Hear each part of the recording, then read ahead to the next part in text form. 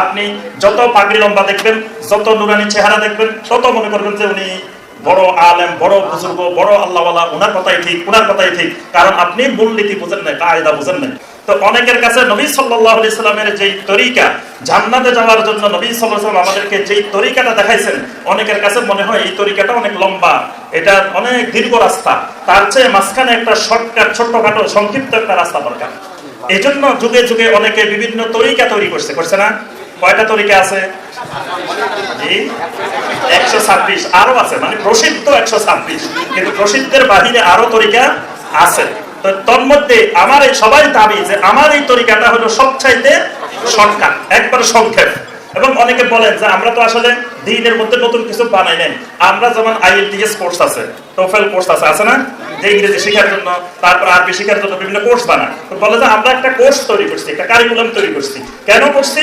যে একজন সাধারণ মানুষ সে এত কিছু কেমনে আমল করবে, সেখান থেকে আমরা বাছাই করি ছোট্ট একটা সিলেবাস, ছোট্ট একটা কোর্স বানিয়ে দিছি, যাতে সাধারণ মানুষগুলা এই কোর্সের উপরে, এই বিষয়গুলোর উপরে আমল করলে সহজে জান্নাতি হয়ে যায়।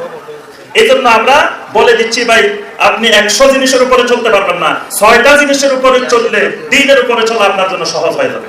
কারণ আপনি 100টার উপরে চলবেন কেমন, সাধারণ মানুষ কয়টার উপরে চলবেন?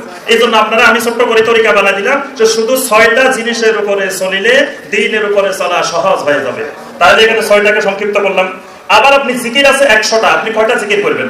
আপনারা আমি সকাল সন্ধ্যার জন্য কয়েকটা ছোট্ট ছোট্ট জিকির শিখিয়ে দিলাম। আবার আপনি লম্বা লম্বা জিকির, এত লম্বা জিকির, সাইয়্যিদুল ইস্তিগফার, কত লম্বা একটা জিকির, আপনি সাধারণ মানুষ এত লম্বা জিকির কেমনে করবেন? আপনারা আমি ছোট্ট ছোট্ট ছোট্ট ছোট্ট করে জিকির বানাই দিলাম। এইভাবে ছোট ছোট তরিকা বানায় দেওয়া হয় না? এবং তরিকা মানে সবাই দাবি করেন যে আমার এই তরিকাটা হলো সবচাইতে শর্টকাট, আল্লাহকে পাওয়ার, জান্নাতে যাওয়ার সবচেয়ে সংক্ষিপ্ত রাস্তা। আর যেটা সবচেয়ে সংক্ষিপ্ত, মানুষ ওই দিকে দৌড়ায় বেশি, কারণ মানুষ সবচেয়ে শর্টকাট খোঁজে। তাহলে শর্টকাট বানানোর মাধ্যমে প্রমাণিত হয় যে নবী সাল্লাল্লাহু আলাইহি সাল্লাম যেই তরিকা দিয়েছেন, সেই তরিকাটা জান্নাতে যাওয়ার জন্য খুব কঠিন রাস্তা, খুব লম্বা রাস্তা, খুব কঠিন তরিকা, ওটার উপরে সাধারণ মানুষের চলা সম্ভব নয়। তার অর্থ হলো নবী সাল্লাল্লাহু আলাইহি সাল্লাম যা নিয়ে আসছেন তার প্রতি আমার এক ধরনের অপছন্দ তৈরি হয়েছে।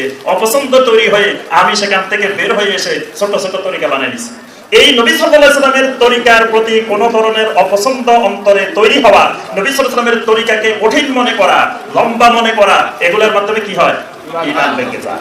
এটাই বোধ, নবী সাল্লাল্লাহু আলাইহি সাল্লামের আনিত শরীয়তের প্রতি বোধ তৈরি হয়েছে, অপছন্দ তৈরি হয়েছে। এই জন্যই তো বেদাত তৈরি করা হয়। বেদাত এই জন্য করা হয় যে সুন্নতের প্রতি সন্তুষ্ট হইতে না পারলে বেদাত তৈরি হয়। সুন্নতের প্রতি কেউ যদি সন্তুষ্ট থাকে তার বেদাত লাগে না, সে তো সুন্নতে আমল করে শেষ করতে পারে না, তার বেদাতের কি দরকার? কিন্তু যখন কোন লোক বেদাত করে, তার অর্থ হলো সে সুন্নতের প্রতি সন্তুষ্ট হইতে পারে নাই, সুন্নতকে যথেষ্ট মনে করে নাই, সুন্নতকে জান্নাতে যাওয়ার একমাত্র মাধ্যম মনে করে নাই। আরো নতুন নতুন দরকার, আরো নতুন নতুন দরকার, বা সুন্নতের চাইতেও আরো উত্তম সেই বানানোর দরকার মনে করে থাকে। এই জন্য এই বোধটা হলো কি ঈমান হারানোর, ঈমান ভঙ্গের 1 নম্বর কারণ। আচ্ছা, আরেকটা বিষয় আসেন, আকীদার উৎস কয়টা বলো তো দেখি? আকীদার উৎস পর্যন্ত যেখান থেকে আকীদা নেওয়া যাবে, এরকম উৎস কয়টা? কি কি? কোরআনে কারীম আর সহিহ হাদিস। আচ্ছা, সহিহ হাদিসের মধ্য থেকে যদি হাদিসটা মুতাওয়াতির না, হাদিসটা হলো খবরে ওয়াহিদ। খবরে ওয়াহিদ বুঝেন তো? মানে হাদিস প্রথমত 2 প্রকার, একটা হলো মুতাওয়াতির আর একটা হলো খবরে ওয়াহিদ। তো যেই হাদিসের রাবী 50 জনের অধিক হয়ে গেছে, বিশাল সংখ্যক বর্ণনাকারী, এরকম হাদিসকে বলা হয় কি? মুতাওয়াতির। আর যেই হাদিসের রাবী 50 এর কম, এটার 2 থেকে শুরু করে 50 পর্যন্ত, এর ভিতরে এটা মাশহুর হতে পারে, আজিজ হতে পারে, গরীব হতে পারে, বিভিন্ন শ্রেণী বিভাগ হতে পারে। এই জাতীয় হাদিসগুলোকে বলা হয় খবরে ওয়াহিদ। এরকম হাদিসকে কি বলা হয়? খবরে ওয়াহিদ। খবরে ওয়াহিদ তারা আকীদা নেওয়া যাবে কিনা? খবরে ওয়াহিদ তারা নেওয়া যাবে। আচ্ছা, খবর ওয়াহিদ দ্বারা আমল করা যাবে কিনা? এই সূত্র ভালো করে মনে রাখবেন যে একজন মুসলিম, একজন মুমিন, তিনি এই জায়গায় গিয়ে আমাদের সমাজে অসংখ্য মানুষ গোমরাহির মধ্যে আছে যে খবর ওয়াহিদ হুজ্জত হবে কিনা, খবর ওয়াহিদ আকীদার উৎস হবে কিনা, খবর ওয়াহিদ আমলের মাধ্যম হবে কিনা, খবর ওয়াহিদ আকলের চাইতে প্রাধান্য পাবে কিনা। এই মাসালাগুলো খুবই গুরুত্বপূর্ণ মাসালা। এগুলো না বুঝলে আপনি সহি আকীদা, সহি আমল জীবনে বুঝতে পারবেন না। আপনি যত পাগড়ি লম্বা দেখবেন, যত নুরানি চেহারা দেখবেন, তত মনে করবেন যে উনি বড় আলেম, বড় বুজুর্গ, বড় আল্লাহওয়ালা, ওনার কথাই ঠিক, ওনার কথাই ঠিক। কারণ আপনি মূলনীতি বুঝেন নাই, কায়দা বুঝেন নাই। এই জন্য খবর ওয়াহিদ দ্বারাও আকীদা সাব্যস্ত হবে, আমল সাব্যস্ত হবে, এবং খবর ওয়াহিদ সবসময় আকলের চাইতেও কি পাবে? প্রাধান্য পাবে।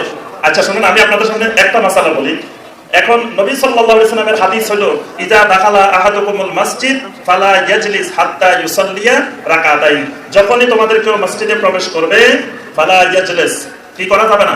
বসা যাবে না। কতক্ষণ? হাত্তা ইউসাল্লিয়া রাকাতাইন, যতক্ষণ তুমি 2 রাকাত সালাত আদায় না করবে। এটা হলো কি? খবর ওয়াহিদ। এটা হলো কি?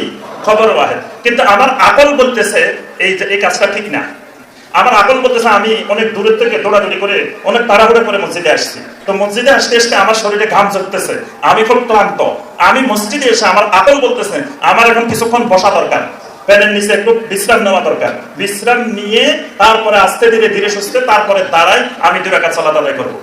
আকলের দাবি, আকলের যুক্তি, আকলের চাহিদা যে আমি মসজিদে এসে বসবো, কিছুক্ষণ বসে বিশ্রাম নিয়ে তারপরে 2 রাকাত সালাত আদায় করবো। কিন্তু নবী সাল্লাল্লাহু আলাইহি ওয়াসাল্লামের হাদিস খবর ওয়াহিদ হলো যে তুমি মসজিদে ঢুকলে কোন অবস্থায় তুমি যেখান থেকে আসো, যেমনি আসো, যত ক্লান্ত হও, তুমি বসা যাবে না। কি করতে হবে? 2 রাকাত সালাত আদায় করতে হবে।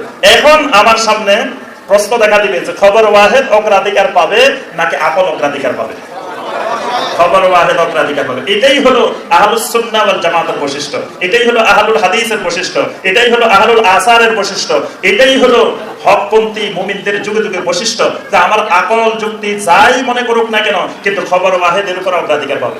কিন্তু দেখবেন আপনি সমাজে অসংখ্য মানুষ আছে যারা এরকম সহিহ হাদিস থাকার পরেও তাদের কাছে সহিহ হাদিসটা অগ্রাধিকার পায় না, আকল প্রাধান্য পায়। আবার একজন বলতে আমি আজকে 40 বছর ধরে বুখারী পড়াই, তো তুমি হাদিসের কি জানো? আচ্ছা 40 বছর এই হাদিসগুলো পড়ানো হচ্ছে, পড়ানোর পরে আমল হচ্ছে না কেন?